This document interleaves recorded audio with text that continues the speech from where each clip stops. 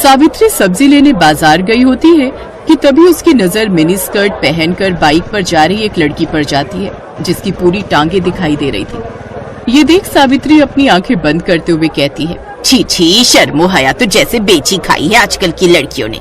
कैसे कैसे कपड़े पहनकर घूमती हैं। अरे इतने छोटे कपड़े तो हमारे जमाने में 5 साल की बच्चियां भी नहीं पहनती थी, जितनी अब 25 साल की पहनती हैं। बुड़बुड़ाते हुए सावित्री घर आती है जहाँ वो टीवी पर सूर्य ग्रहण की खबर देखती है। क्या आज सूर्य ग्रहण है? ठीक है, तो जब तक ग्रहण है कोई भी खाना नहीं खाएगा। और तू बड़ी बहू, तू खाने में तुलसी के पत्ते डाल दे। सर पर घूंघट ओढ़े रेखा मुंडी हिलाती है। कुछ देर बाद सूर्य ग्रहण लग जाता है। तभी रेखा का पति ऑफिस से थका हारा घर आता है और फ्रिज में से ब्रेड जैम लगाकर खाने लगता है। ये देख सावित्री गुस्से में चिल्लाते हुए कहती है, हे राम, कर दिया ना अपशगुन। भला ग्रहण में कौन खाना खाता है? क्या माँ, अब भूख लग रही है तो कुछ खाओ भी ना क्या? ठीक ही तो कह रहा है वो। अब ये सब पुराने विचारों को त्याग भी दो सावित्री। आप तो चुप ही रहिए। और तू बड़ी बहू, यहाँ खड़ी खड़ी मेरी शक्ल क्या देख रही है? तू इसे रोक नहीं सकती थी? माँ जी वो मैं। अब क्या बकरी की तरह मैं कर रही है? अपना पल्लू ठीक करिए, सर से खिसकना नहीं चाहिए। बहुएं जितनी मर्यादा में रहें उतनी ही अच्छी लगती हैं। अरे हम भी थे, जितना मर्जी काम करते थे, लेकिन मजाल है कि कभी घूंघट सर से सरका हो। 3-3 मटके पानी के कुएं से उठा कर लाना, भैंसों का, खेतों का सब काम देखना। कितना काम होता था हमारे जमाने में। लेकिन एक आजकल की बहुओं को तो आटा गूंथने से लेकर बर्तन धोने तक हर काम के लिए बस एक मशीन चाहिए। और छोटे छोटे कपड़े पहनकर इनसे किटी पार्टी करवा लो बस। लेकिन मेरे घर में ये सब नहीं चलेगा। मेरे घर में बहुएं हमेशा घूंघट में और साड़ी में ही रहेंगी। इसलिए ध्यान रहे, आगे से ये पल्ला खिसके ना तेरे सर से। जी माँ जी, ध्यान रखूंगी। ये है सावित्री देवी, जिसे मॉडर्न कपड़ों वाली लड़कियां बिल्कुल भी पसंद नहीं थी। सावित्री के 2 बेटे थे। बड़े बेटे की शादी हो चुकी थी। बड़ी बहू रेखा बिल्कुल अपनी सास के कहे पर चलती थी, लेकिन फिर भी सावित्री उससे कभी खुश नहीं रहती थी। वो उसके किसी न किसी काम में कमी निकाल ही देती थी। एक रोज जब रेखा अपने कमरे में दिन में आराम कर रही थी तो सावित्री अचानक से उसके कमरे में आती है। तब रेखा करवट बदल रही होती है, जिससे उसकी कमर दिख जाती है। ये देख सावित्री जोर से चिल्लाती है, छी छी छी छी छी छी छी, बस इसी बात का डर था मुझे। सारी शर्मो हया बेच खाई है। माँ जी आप, लेकिन हुआ क्या? क्या होना है? करवट लेते वक्त तेरी कमर दिखी कैसे?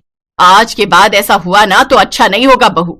और इस तरह बंदिशों में रेखा ने अपनी शादी का पूरा 1 साल काट लिया। और उसकी फर्स्ट एनिवर्सरी पर उसका देवर राहुल दिल्ली से कानपुर आता। भाभी, मुझे ना आप सबको कुछ बताना था, तो मुझे लगा इससे अच्छा दिन भला क्या ही होगा। वो मेरे ऑफिस में मेरे साथ संध्या काम करती है, अच्छे परिवार से है, अच्छा कमाती भी है, और मैं उससे शादी करना चाहता हूँ। मतलब लव मैरिज? हाँ माँ, लव मैरिज। क्यों, कोई प्रॉब्लम है? नहीं नहीं, मुझे भला क्या दिक्कत होगी। तुझे पसंद है लड़की तो फिर हमें भी पसंद है। ये सावित्री का सिद्धांत भी समझ नहीं आता। जो डरता है तो उसे और डराती है, और जो सुनता ही नहीं उसकी बात झट से मान जाती है। चुप करिए जी। अब उस शहरी लड़की के पीछे अपने बेटे को तो नहीं खो सकती ना। कहीं उसके लिए सब छोड़कर ही चला गया तो। इसीलिए तो चुपचाप इस शादी के लिए हाँ कर दी। एक बार घर में आ गई तो फिर रेखा और उसमें कोई फर्क नहीं कर पाएंगे। सावित्री अपने छोटे बेटे की शादी के लिए मान जाती है। वो 1 महीने बाद दोनों की शादी करवा देते हैं। शादी के बाद दिल्ली से कानपुर कार में आते आते भारी भरकम लहंगे में संध्या काफी थक जाती है और वो एक जगह होटल के पास गाड़ी रुकवाती है। ड्राइवर, गाड़ी रोको, मुझसे अब और ये नहीं पहना जा रहा, ये भारी भरकम लहंगा। राहुल तुम यही रुको, मैं अभी चेंज करके आती हूँ। कुछ देर बाद गाड़ी आकर उसके ससुराल रुकती है। फिर पीछे से संध्या स्कर्ट और टॉप पहनकर सर पर शादी का दुपट्टा लिए निकलती है। संध्या को इस रूप में देखकर सभी हैरान रह जाते हैं। राहुल बेटा, ये सब बेटा 2 जोड़ी में लड़की मांगी थी, इसका मतलब ये नहीं कि ये सचमुच ही 2 जोड़ी में आ जाएगी। वो माँ, दूर का सफर था ना, और इसने लौटते वक्त लहंगे पर ही वोमिट कर दी, इसीलिए जो इसके हाथ में लगा इसने पहन लिया। ये राहुल का बच्चा झूठ क्यों बोल रहा है? चलो संध्या, माँ के पाँव छुओ। हैं? अरे नहीं नहीं, तुम रहने दो। अगर तुम झुकी तो न जाने क्या क्या झुक जाएगा। ओह थैंक्स। वैसे मैं खुद झुकने के मूड में नहीं थी। वो क्या है ना, मैं बहुत थक चुकी हूँ। वैसे माँ जी, हमारा बेडरूम कहाँ है? वो क्या है ना, मैं पहले बाथ शावर लेना चाहती हूँ। और राहुल डार्लिंग, तुम ना प्लीज मुझे बॉडी मसाज दे देना। आज सचमुच मुझे बहुत थकावट है। बताओ ना माँ जी, बेडरूम कहाँ है? संध्या, बस 2 मिनट, माँ गृह प्रवेश कर ले। ओ प्लीज, थोड़ा जल्दी कीजिए ये सब formalities. I am really so tired. Savitri को मन ही मन बहुत गुस्सा आ रहा था, लेकिन वो कर भी क्या सकती थी। उसने चुपचाप उनका गृह प्रवेश करवाया और बहू बनकर संध्या अपने ससुराल आ जाती है। लेकिन संध्या के कपड़े देख सावित्री डर गई। ये नई बहू तो कुछ ज्यादा ही मॉडर्न कपड़े पहनती है। अरे पढ़ी लिखी नौकरी वाली है तो क्या हुआ, सर पर नाचेगी, जो मर्जी रुमाल जितने कपड़े पहनेगी। कहीं कल मुंह दिखाई पर इसने कुछ बेढंगे से कपड़े पहन लिए तो नहीं नहीं नहीं, इसे मुझे ठीक करना ही होगा। ये सोचकर सावित्री संध्या के कमरे में जाती है। अरे नई बहू, दिखा तो कल मुंह दिखाई पर क्या पहनने वाली है। ये वाली साड़ी कैसी है माँ जी? अच्छी है, लेकिन काला रंग, शादी के बाद ये सब रंग ना कुछ अच्छे नहीं लगते। और वैसे भी ये सिर्फ ब्लैक नहीं है, देखो इसके बॉर्डर पर रेड कलर भी है। जो भी हो, लेकिन तू ऐसी साड़ी नहीं पहनेगी। चल अब मुझे अपनी साड़ियां दिखा, मैं बताती हूँ तुझे कौन सी पहननी है। संध्या सावित्री को अपनी सभी साड़ियां दिखाती है, जिसमें से गुलाबी रंग की साड़ी देख सावित्री कहती है, हाँ ये वाली, ये अच्छी रहेगी, इसे ही पहन तू। जी माँ जी। शादी के तुरंत बाद सास का ऐसा बदलता रवैया देख संध्या हैरान थी। सावित्री ने संध्या की साड़ी तो देख ली, लेकिन वो ये नहीं जानती थी कि उसका ब्लाउज कितना हॉट बना है। शाम को मुंह दिखाई पर संध्या वो गुलाबी साड़ी हॉट ब्लाउज के साथ पहनती है। ये देख सावित्री उसकी साड़ी अच्छे से बांधती है। अरे बहू, ये सर पर पल्ला कर ले, सब मेहमान आएंगे ना तो उनके सामने यूं सर ढके घूमना अच्छा नहीं लगता। संध्या साड़ी पहनकर सर पर घूंघट रखकर बाहर आती है। ये देख मोहल्ले की औरतें बात करती हैं। मान गए सावित्री तुझे, मुझे तो लगा था कि ये मुंह दिखाई पर भी मिनी स्कर्ट पहनकर आएगी, लेकिन तूने तो एक दिन में इसे साड़ी पहनना और घूंघट रखना भी सिखा दिया। अरे मेरा नाम सावित्री है, सावित्री। अच्छा संध्या बहू, चल अब इन सबके पांव छूकर आशीर्वाद लो। सावित्री सबके पांव छूकर आशीर्वाद लेती है, लेकिन संध्या ये नहीं जानती थी कि उसकी सास किस खेत की मूली है।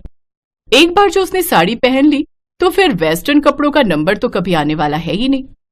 अगले दिन उन सबको मंदिर जाना था, इसलिए रात को ही संध्या अपनी सास से जाकर पूछती है कि कल उसे क्या पहनना चाहिए।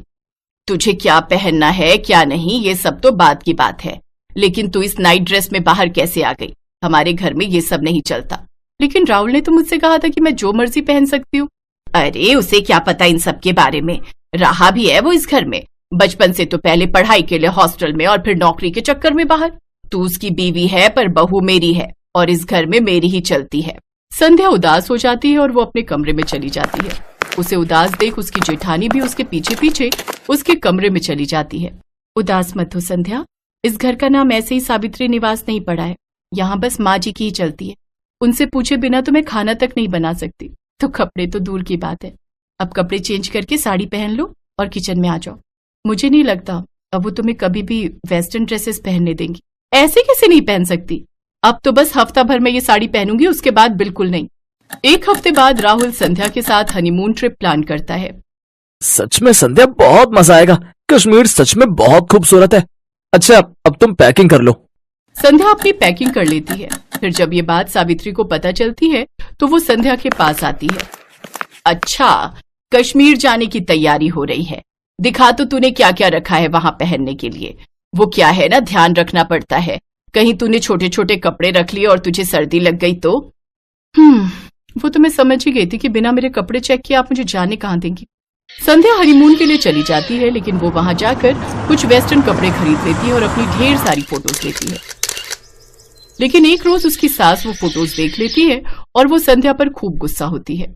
लेकिन तभी वहां सावित्री की सास रत्ना आ जाती है, जो काफी बूढ़ी होती है, लेकिन उन्होंने भी टी शर्ट और पैजामा पहना होता है, साथ ही चश्मा भी लगाया होता है। बताओ भला क्या बुराई है इन कपड़ों में? मुझे देखो, मैं क्या इन कपड़ों में बुरी लग रही हूँ क्या? अरे जब मैं गांव में रहकर ऐसे कपड़े पहन सकती हूँ तो फिर मेरे पोते की बहू क्यों नहीं? और तू जानती है आज क्या हुआ? जब मैं रेलवे स्टेशन से लौट रही थी तो साड़ी पहने एक लड़की बाइक पर बैठी थी, उसकी साड़ी बाइक में फंस गई और वो नीचे गिर गई, जिससे उसे थोड़ी चोट आ गई।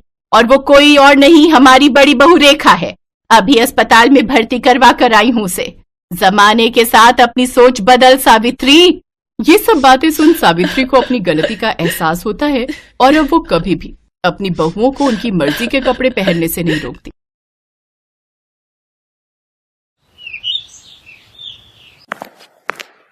आज फिर इन दोनों बहनों ने इतनी पी ली कि इन्हें चलने तक का भी होश नहीं। गलती मेरी ही है। बिन माँ की बच्चियों को प्यार देने की चाह में इतना सर चढ़ा लिया कि इनके सही बुरे पर ध्यान ही नहीं दे पाया। और आज नौबत यहाँ तक आ गई है कि ये दोनों पूरी तरह बिगड़ चुकी हैं। अपनी दोनों जवान बेटियों की हरकतों को देखते हुए धनराज सेठ उनके लिए लड़के तलाशने शुरू कर देता है। फिर कुछ दिनों में उनकी शादी अपने बराबर के घराने में कर देता है, जहां उनकी सास राजरानी हाथों में आरती की थाली लिए उनका स्वागत करती है, जिसे देख सुनैना और मलाइका अपने घूंघट को हटाते हुए कहती हैं, ओफो सासू मॉम, अब ये सब तामझाम बंद भी करो। हम ससुराल आई हैं, कोई सरहद पर जंग लड़ने नहीं आई है जो आप ये सब ड्रामे कर रही हैं। ये कहकर दोनों बहनें बिना कलश गिराए ही अपने कमरे में चली जाती हैं। उनका ऐसा व्यवहार देखकर राजरानी और उसके बेटे निखिल और रोहित हैरान रह जाते हैं। अगले दिन वो दोनों सुबह 10 बजे सोकर उठती हैं। फिर राजरानी उनसे कहती है, अरे ये क्या बहुओं, अभी तक तुम दोनों नहाई नहीं। आज तुम दोनों की पहली रसोई है जिसमें तुम्हें मीठा बनाना है। चलो जल्दी से नहा लो। लेकिन सासू मॉम, हमें तो करछी पकड़नी तक नहीं आती। हमें तो सिर्फ मीठा खाना आता है, बनाना नहीं। और वैसे भी घर में नौकर है ना, तो ये उनका काम है। हमने तो आज तक अपने घर के किचन में भी कदम नहीं रखा। बेटा, घर में भले ही हर काम के लिए नौकर है, लेकिन घर का खाना तो घर की लक्ष्मियों को ही बनाना चाहिए। माँ बिल्कुल सही कह रही है। और वैसे भी शादी के बाद अपनी पहली रसोई में मीठा बनाना एक रस्म है जो हर बहू निभाती है। ओफो, मायके में हमारा बाप कम था जो अब यहाँ तुम दोनों भी लेक्चर देने लग गए। Live it. अरे सुनैना, चलो जल्दी से रेडी होकर बाहर पूल में आ जाओ। आज हम दोनों जी भरकर स्विमिंग करेंगे। कुछ देर बाद दोनों बहनें सब घर वालों और नौकरों के सामने स्विमिंग ड्रेस पहनकर आती हैं और पूल में जाकर नहाने लगती हैं। अपनी बहुओं की ऐसी बेशर्मी देख राजरानी का तो सर शर्म से झुक जाता है। ये दोनों की दोनों तो मेरी नाक कटवा कर रहेंगी। हे भगवान, मेरे घर की इज्जत अब तेरे हाथ में है। राजरानी एक धार्मिक महिला थी, साथ ही वो समाज सेविका भी थी। उसका खुद का एक बड़ा एनजीओ था जिससे शहर की बड़ी बड़ी हस्तियां जुड़ी हुई थी। ऐसे ही कुछ दिन बीतते हैं। मलाइका और सुनैना अपने ससुराल के प्रति कोई जिम्मेदारी नहीं समझती थी। वो दोनों तो बस सारा दिन अपने मेकअप, पार्लर, शॉपिंग और पार्टीज में ही बिजी रहती। ये इतने छोटे कपड़े पहनकर तुम रात को कहाँ जा रही हो बहू? सासू मॉम, आज हमारी फ्रेंड की बर्थडे पार्टी है। हम दोनों नाइट क्लब जा रही हैं। आने में देर हो जाएगी। चलो सुनैना। फिर दोनों शॉर्ट ड्रेस पहनकर नाइट क्लब चली जाती हैं, जहां वो खूब सिगरेट शराब पीती हैं। फिर आधी रात को कुछ लड़के उन्हें घर ड्रॉप करते हैं। दोनों लड़खड़ाती हुई अंदर आती हैं, जहां उन्हें देखकर राजरानी उनसे कहती है, ये सब क्या है? आज तो तुम दोनों ने हद ही कर दी। अरे बड़े घर की बहुओं को ये सब शोभा नहीं देता। ओ सासू मॉम, अब अपना भाषण फिर देना मत शुरू कर दो। अरे यार, यही तो हमारे जीने के दिन है। अरे हम अपनी जवानी में एंजॉय नहीं करेंगे तो क्या तुम जैसी बुढ़िया होकर एंजॉय करेंगे? हाँ। तभी निखिल और रोहित वहां आते हैं और उन दोनों को जोरदार थप्पड़ मारते हैं। ये देखकर दोनों बहनों को बहुत गुस्सा आता है और वो भी अपने पतियों के मुंह पर थप्पड़ कस देती हैं। हम आज के जमाने की लड़कियां हैं, मुंह तोड़ जवाब देना बहुत अच्छे से जानती हैं, तो ऐसी गलती फिर मत करना। फिर दोनों अपने कमरों में लड़खड़ाते हुए चली जाती हैं। ऐसे ही समय बीता। फिर एक रोज सुनैना और मलाइका अपने घर में लेटी थी तो उनके फोन पर एक मैसेज आता है जिसमें शहर के बाहर एक फार्म हाउस में रेव पार्टी का इनविटेशन होता है। Oh wow, rave party! Malaika, I am so excited यार। मैंने आज तक बस रेव पार्टीज के बारे में सुना था, लेकिन अब तो हम उसे एंजॉय भी करेंगे। ऑफ कोर्स, अगर लाइफ में हर चीज का मजा नहीं लिया तो क्या किया? We will definitely go there. दोनों बहनें खुश हो जाती हैं और शाम को तैयार होकर अपनी कार लेकर वहां पहुंच जाती हैं। पुलिस से छुपकर उस फार्म हाउस पर हो रही पार्टी में शराब, सिगरेट, ड्रग्स से लेकर सुख की हर चीज शामिल होती है। वो दोनों उस दिन ड्रग्स का सेवन भी करती हैं, जिससे उनका सर पूरी तरह घूम जाता है और वो एक अलग ही दुनिया में होती है। तभी एक लड़का जो कि नशे में होता है मलाइका को गलत तरीके से छूने की कोशिश करता है। तभी कुछ पल के लिए लाइट चली जाती है और जब लाइट आती है तो वो लड़का जो मलाइका को छेड़ रहा था वो मरा हुआ जमीन पर पड़ा होता है। कुछ ही देर में उस पार्टी में पुलिस छापा मारती है और सबको अरेस्ट कर लेती है। अगले दिन राजरानी अपने बेटों के साथ जेल पहुंचती है। सासू मॉम, निखिल, हमने सचमुच किसी का मर्डर नहीं किया। हमें बचा लो सासू मॉम, प्लीज हेल्प अस। हाँ रोहित, हमारा ट्रस्ट करो, हमें फंसाया जा रहा है। हमसे बहुत बड़ी गलती हो गई जो हम उस पार्टी में गए। आज के बाद हम कोई पार्टी नहीं करेंगे और ये सब काम सच में छोड़ देंगे। तुम दोनों को अपनी गलती का एहसास हो गया, यही काफी है। आकाश, यहाँ आ जाओ। और इंस्पेक्टर साहब, आप छोड़ दो इन्हें। जी मैडम। ये लड़का तो जिंदा है। हाँ, ये सब हमारे प्लान था, तुम दोनों की अक्ल ठिकाने लगाने के लिए। दरअसल ये सारा प्लान राजरानी और उसके बेटों का था, जो उन्होंने अपनी बहुओं को सबक सिखाने के लिए किया था। उन्होंने ही अपनी पहुंच का इस्तेमाल करते हुए इस पार्टी का आयोजन किया और ये सब ड्रामा रचा। लेकिन इससे मलाइका और सुनैना को अच्छा सबक मिला और वो दोनों अब बेशर्म से संस्कारी बहुएं बन गई, जो अपने परिवार के साथ अच्छे से अपनी गृहस्थी चलाने लगी।